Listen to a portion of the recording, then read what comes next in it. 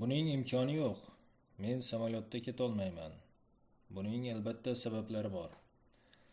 Samolyotga minsam bosimim oshib ketadi. Samolyot havoga ko'tarilmasdan burun yorug' dunyo bilan xayrlashishimga to'g'ri keladi. Dedim men Aleksandr Petrovichning ko'ziga tik qarab. Tushunarli. Sen men o'ylagandan ko'ra ancha sirliroq chiqib qolding. Bir tomondan bu yaxshi odat, lekin yomon tomoni ham bor. Boshqalarda o'zingga shubha uyg'otib qo'yasan. Mayli, hali yoshsan.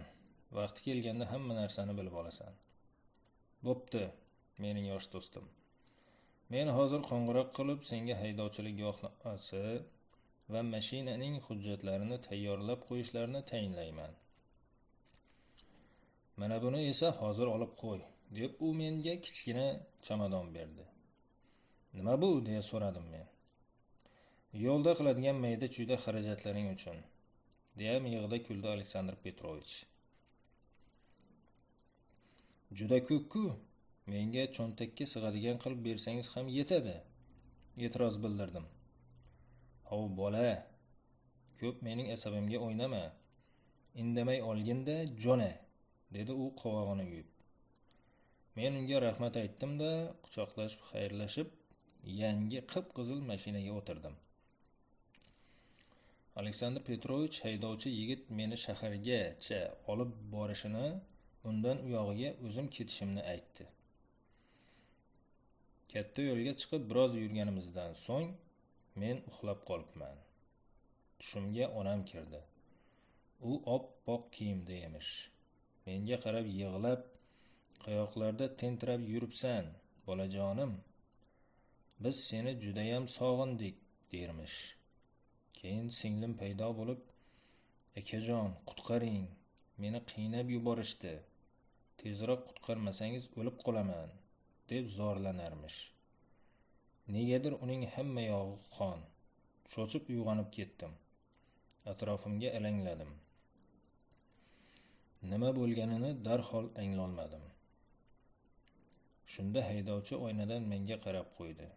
Bu payt shaharga kirib kelgandik. Mashina ikkita chorrahadan o'tib, o'ngga burilib to'xtadi. Ertalab Aleksandr Petrovichning uydan chiqib ketgan ikkita yigit bizni kutib turishgan ekan. Ular tegishli hujjatlarni qo'limga topshirishdi-da, shahardan chiqib ketgunimcha kuzatib borishlarini aytishdi. Yangi mashina boshqacha bo'larkanda, haydagan sayin haydagin keladi. 6 soatlar chamasi yo'l yurib, qornim ochgan bo'ldi. Yo'l yoqasidagi oshxonalardan biriga to'xtab ovqatlandim. Saratovgacha hech kim to'xtatmadi. Dan xodimlari mashinani ko'rishsa, teskari o'girilib olishardi. Endi bu yog'iga tinchgina ketsam kerak, deb o'ylagandim. Afsus, bunday bo'lib chiqmadi.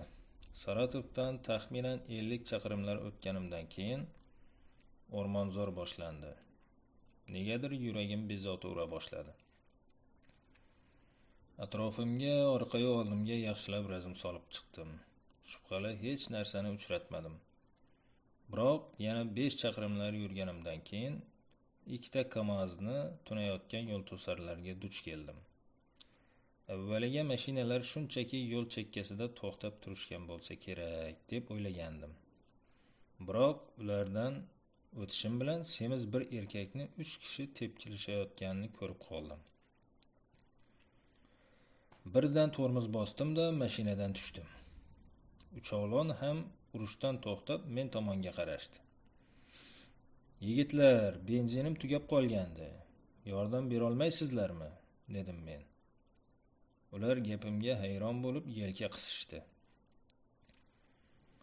Benzin quyish shoxobchasiga yetkulik bersanglar bo'ldi, dedim ularga. Bu yoqqa kel, o'zingni ham zapravka qilib yuboramiz. Uyinggacha to'xtamay ketasan, dedi ulardan biri men tomonga bir qarab. Men ularning yoniga bordim. Shunda yo'l yoqasidagi ariqcha ichida qoniga belanib yotgan odamni ko'rdim. U pixillab zo'rg'a nafas olardi. Idish olib kelaymi yoki o'zlaringning idishlaringga quyib berasizlarmi? Dedim men jilmayishga harakat qilib. Shu payt men tomon yurgan zo'ravon to'satdan tashlanib qoldi. Biroq meni tepmoqchi bo'lib oyog'ini ko'targanda ishini bitirib qo'ya qoldim. U yerga yiqilib tushdi-da, bukchaygancha chotini ushlab tipirchilab qoldi. Buni ko'rgan sheriklari birin-ketin hamla qilishga tushib ketishdi. Lekin ularni ham darrov cho'ziltirib qo'ydim. Boyagina xo'rozdek qichqirishayotgan barzangilar bechora hol ahvolga tushib, emaklab, boshqa urinmasligimni yalinib yolvorib iltimos qilishdi. Men ularga ariq ichida yotgan odamni olib chiqib, yuz qo'llarini yuvishlarini, oyog'ini o'pib kechirim so'rashlarini buyurdim. Ular ko'z ochib yumguncha aytganimni bajarishdi.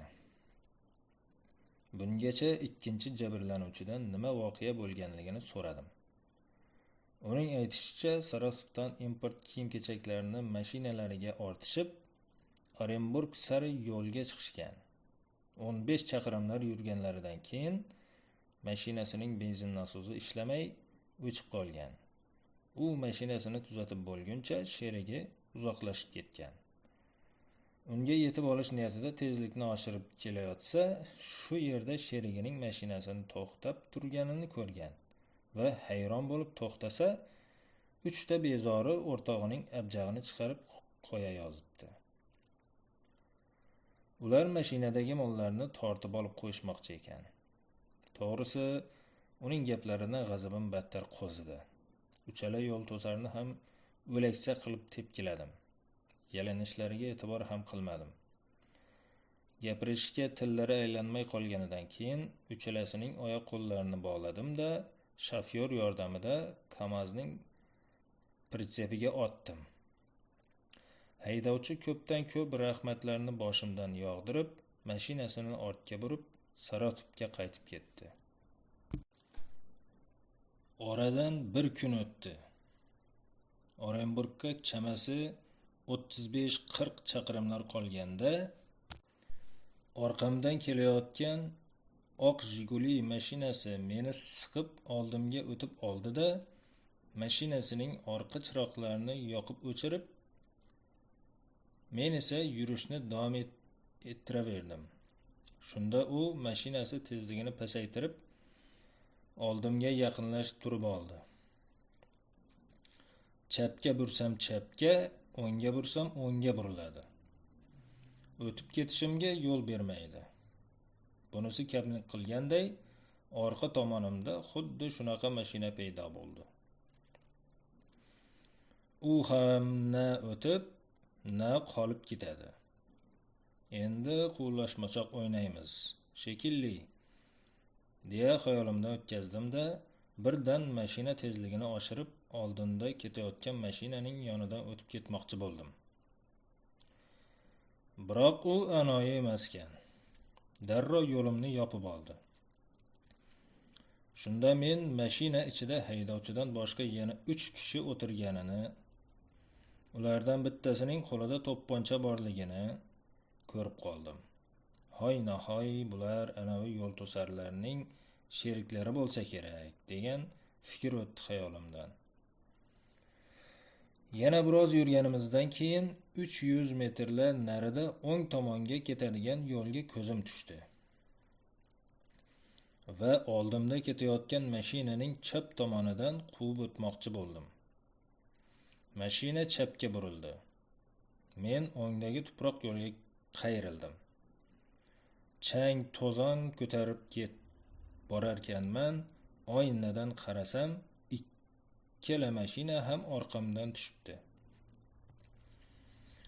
2 kilometrlar yurganimdan keyin o'rmon boshlandi.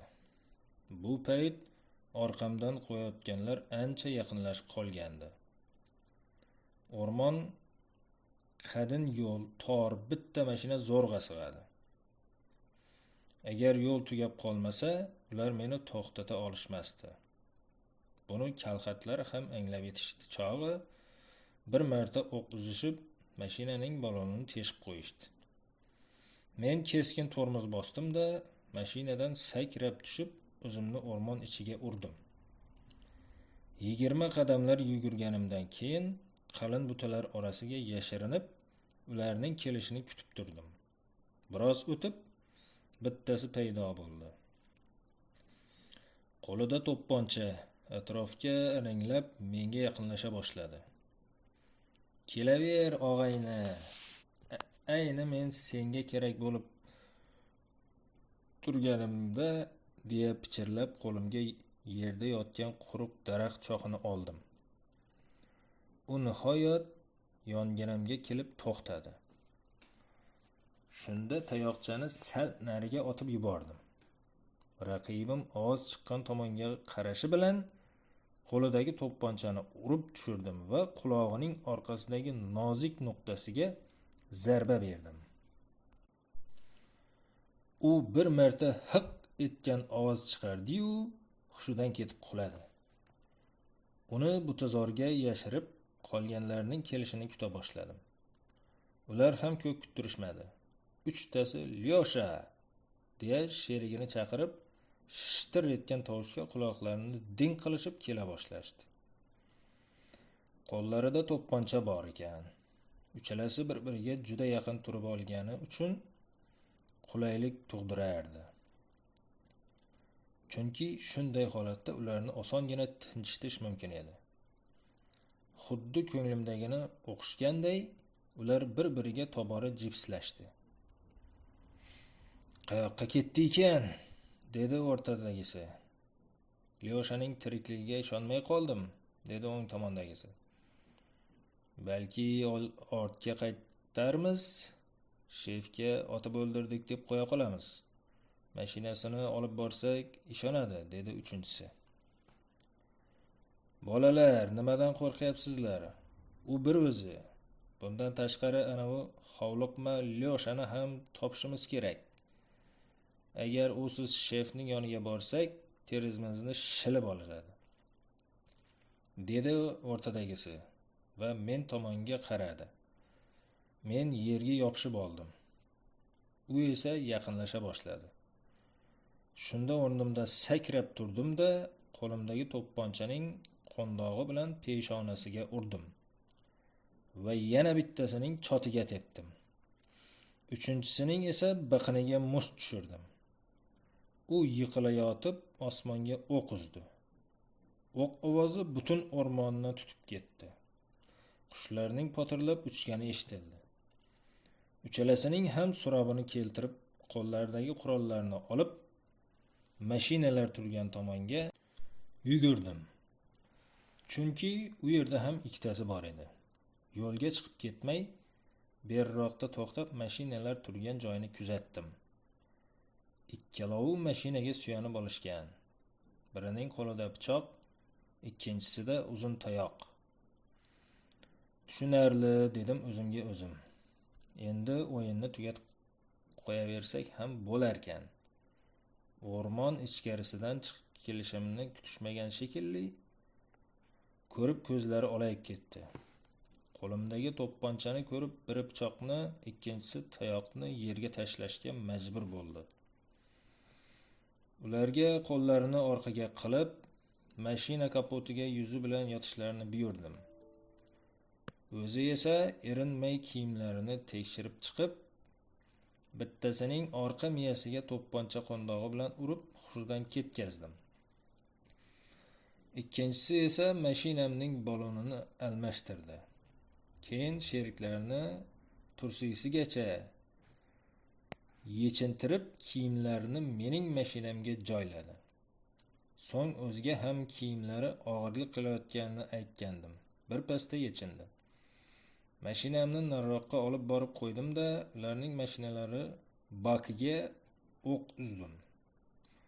2 marta portlash sodir bo'lgandan keyin yonayotgan mashinalarga biroz qarab turgach, Jiguliga o'tirib tezlikni oshirdim. Orenburggacha xavf-xatarsiz yetib oldim. Undan keyin birov yo'limni to'sib chiqmadi. Nihoyat Qozog'iston chegarasini kesib o'tdim. Garchi yurtimga yetib borishimga hali ancha bo'lsa-da, Yuragim hapriqib ura boshladi. Xuddi birozdan so'ng uyimga kirib boradigandayman. Qozog'iston cho'lida onda-sonda bitta ikkita mashina uchradi. Boshqa payt yo'lni to'ldirib yolg'iz o'zim ketdim. Cho'l biyobonda 4 soatlar chamasi yurganimdan keyin yo'l yoqasida bir qari kampir qo'lini ko'tardi. Men uning yonginasida mashinani to'xtatdim-da, eshikni ochib, "Qayergacha olib ketay?" dedim. Asli o'zbekcha gapirmoqchi edim, ammo tilim ruschaga tortib ketdi. Basharasini ajin bosganidan ko'zi qoshiq qaysiligini ajratish mushkul bo'lgan kampir bizning shevaga yaqin lahjada qozoqchalab, "Kelinim tuvib jatir. Banisaga oporuv kerak", dedi ko'zi yoshlanib. Kampirni mashinaga o'tkazib, yo'lni ko'rsatib boring, dedim ruscha o'zbekchani aralashtirib. U qachonlardir mashina yurgan, qum bosgan ilon iziga o'xshash yo'lni ko'rsatdi. Men bu yo'ldan yurishga ikkilandim. Chunki qumda uzoqqa borishim amri mahol edi. Lekin kampirning aytganini qilmasdan ilojim yo'q. Hoynahoy kelini qaysidir chodirda bo'lsa kerak. Agar vaqtida doktorxonaga yetkazilmasa, kim biladi, ahvolim nima kechadi, degan o'yda mashinani kampir ko'rsatgan tomonga burib, tezlikni oshirdim.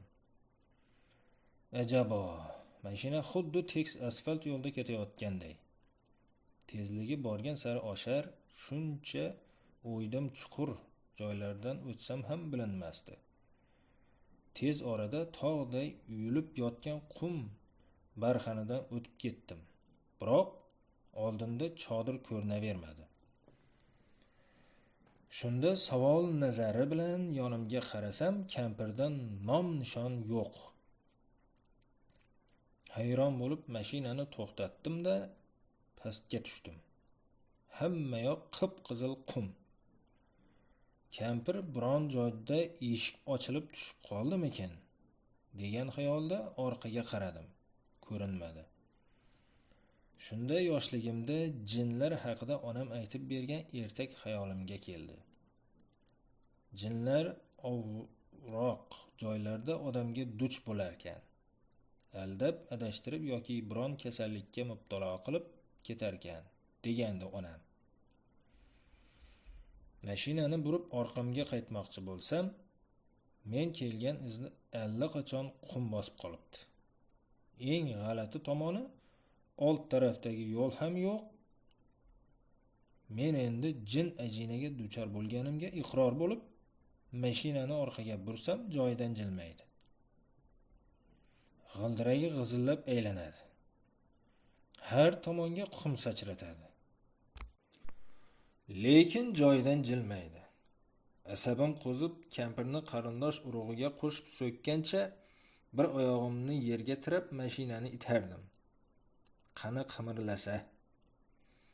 Keyin mashinadan tushdim-da, atrofda zora bironta odam bo'lsa, degan o'yda boyagina o'zim yonidan o'tgan qum barxanining ustiga chiqdim.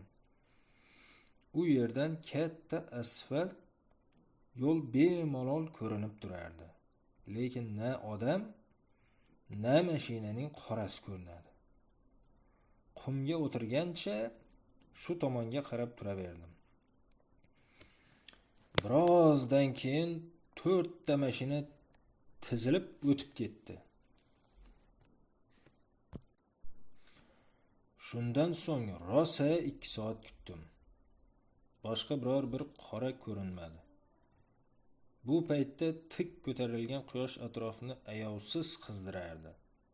Peshonamdan ter oqib chanqadim. Mashinaning yukxonasini ochib, mineral suv olib ichdim. Chanqog'im bosilmadi. Suv isib qolgan ekan. Mashinaning ichi tandirday qizib ketgan. Eshigini ochib, soyasida o'tirdim. Kampir xayolimga keldi. Yurib ketayotgan mashinaning eshigidan uning tushib qolganiga hech ishongim kelmasdi. U jin bo'lsa kerak. O'zing uni uchratib, ko'zing bilan ko'rmaganingdan keyin ishonging kelmaydi-da. Nima bo'lgandayam unga rahmim kelib, mashinaga chiqarganimga pushaymon yedim. Agar to'xtamay ketganimda, hozir qancha yo'l bosib qo'ygan bo'lardim. Shunday o'ylar girdobida mashinaga o'tirdim-da, orqaga haydab ko'rdim. Ajabo, mashina joyidan qimirladi. Men o'zimga ishonib-ishonmay oldinga haydab ko'rdim. Hammasi joyida. Mashina asfalt yo'ldagiday yurayapti. Katta yo'lga bu yoqqa qanday kelgan bo'lsam, shu zaylda chiqib oldim. Yo'l-yo'lakay kampir biron joyda menga sezdirmay tushib qoldimikin degan o'yda qarab keldim. Odam zot qiziqda, har daqiqada fikr-xayoli o'zgarib turadi. Har daqiqada qaroridan qaytib, boshqa narsalarni xayol qiladi. Yo'q, kampir yo'lda uchramadi. Yarim soatlar chamasi yo'l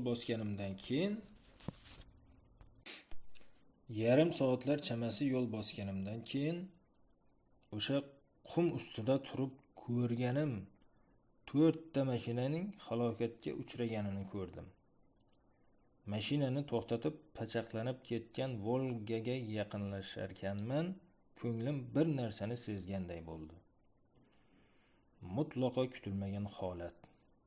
Eng oldinda qip-qizil Jiguli to'ntarilib yotar, ichidagi 4 ta odam ham qoniga belangan. Basharalariga qarab bo'lmaydi. Undan beriroqda bir tuyaning o'ligi. Undan keyin ikkinchi Jigulining oyog'i osmondan kelib yotibdi. Ichida 2 ta odam mashina tomi bilan o'rindiq o'rtasida qisilib qolgan. Bulardan birontasi tirikmikin degan o'yda engashib qaradim. Tiriklikdan asar yo'q. Birini mashina ruli kallasidan bosib turibdi. Ikkinchisining bo'ynini oyna siniqlari kesib yuborgan. Bo'yni kesilgani ko'zimga tanish ko'rindi. Yaxshilab e'tibor berib qarasam, Saratov bilan Orenburg oralig'ida kamazchilarga hujum qilayotganlardan biri. Birdan miyamga ular mening izimdan quvib kelgan degan fikr keldi. Shu ondayoq anavi kampirni ham esladim. Nimanidir anglaganday bo'ldim-u, ichimdan quvondim. Kampirga kim bo'lishidan qat'iy nazar hurmatim oshdi. Qolgan 2 ta mashina yonib ketgan edi. Aftidan biri ikkinchisining orqasidan urgan va birinchisi mashinaning baki yorilib, yong'in chiqib, ikkinchi mashinaga ham o'tgan. Bironta odam sog' qolmaganidan ma'lumki, 2 mashina ham katta tezlikda ketayotgan bo'lgan. Shunday qilib, kamdan kam hollarda ro'y beradigan avtohalokat oqibatida 4 tala mashinadagilarning birontasi sog' qolmagan. Men mashinaga o'tirib yo'limda davom etdim. Quyosh botib, atrofga qorong'ulik cho'ka boshlagan mahalda kichkina bir ovulga yetib keldim. Yo'l yoqasidagi uylardan biriga kirib, yegulik, qimiz olib chiqdim. Bu ovulda yashayotganlar saxiy ekan. Yeguliklar uchun bir tiyin olmadi. Qaytanga yotib qolishga qilishdi. Aleksandr Petrovichning uyidan chiqib ketganimdan beri ilk marotaba qotib uxladim. Tushimga har balolar kirib bezovta qilmadi. Agar quyosh chiqib yuzimga nurlari tegmaganda, balki kun bo'yi uxlarmidim. Ko'zlarimni kaftim bilan uqalab, uyquni qochirib, yana yo'lga tushdim. Oftob borgan sari qizdirar, atrof go'yo olov bo'lib yonardi. Mashinaning oynasini ochsam, yuzimga issiq shamol urilib, labimni yorib yuborar, ochmasam dimiqib qolardim. Kuni kecha ahvol boshqacha edi. Bemalol mashina haydasa bo'lardi. Bugun garimsil turgan. Tushgachayam mashinani hayday olmadim. Yo'l bo'yida daraxtlar soyasida to'xtab, oftobning tafti qaytguncha dam oldim. Orada 1 soat uxladim. Shuncha vaqt ichida yo'ldan atigi bitta mashina o'tdi. Uyam nomerga qaraganda shu yerlikning mashinasi.